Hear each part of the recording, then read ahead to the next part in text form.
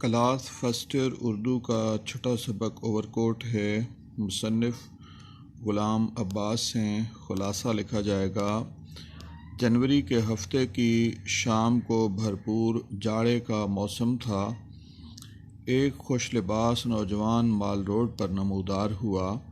وہ خرامہ خرامہ چل رہا تھا۔ اس کے سر پر سبز فیلٹ ہیٹ، گلے میں سفید سلک کا گلوبند تھا۔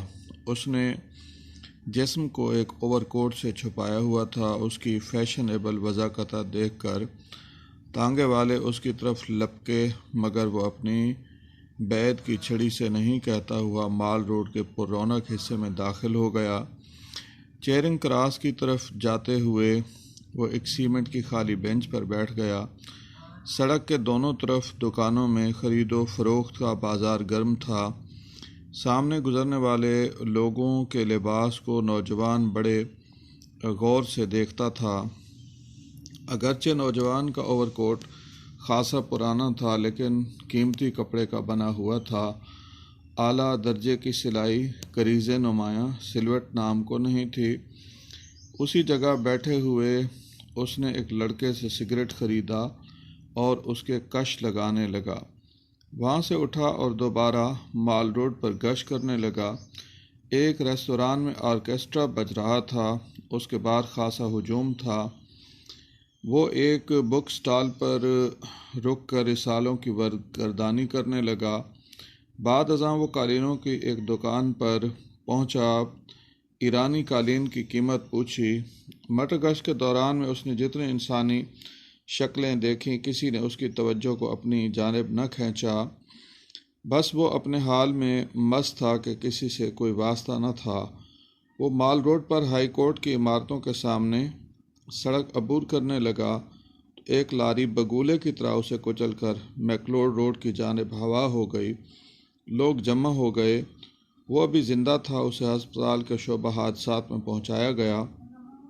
اسے اسٹریچر پر لٹا کر آپریشن روم لے جایا جا رہا تھا تو وہ اسی لباس میں ملبوس تھا۔ آپریشن روم میں نرسیں شہناز اور گل اس کی دیکھ بھال میں مصروف تھیں۔ اس کی دونوں ٹانگیں ٹوٹ چکی تھیں، مگر مانگ نہ بگڑی تھی۔ جب اس کے کپڑے اتارے گئے تو گلوبند کے نیچے نیک ٹائی اور کالر تو کیا، سرے سے قمیص ہی نہ تھی۔ اوور کوٹ کے نیچے سے ایک پرانا اونی سویٹر نکلا جس میں سوراخ تھے۔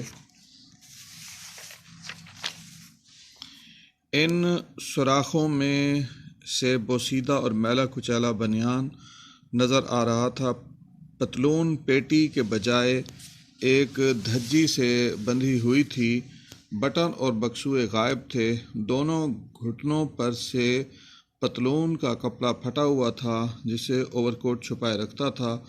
اگرچہ بوٹ پرانے تھے، مگر خوب چمکے ہوئے۔ ایک پاؤں کی جراب دوسرے سے مختلف تھی۔ وہ دم توڑ چکا تھا۔ کپڑے اتارے گئے تو اس کا چہرہ دیوار کی جانب مڑ گیا۔ اوور کوٹ کی جیبوں سے کنگارو مال، 6.5 آنے، آدھا بجھا ہوا سگریٹ، چھوٹی سی ڈائری، نئے گرام فون ریکارڈوں کی فہرست اور کچھ اشتہار برآمد ہوئے۔ شاید اس کی بیعت کی چھڑی کہیں کھو گئی تھی۔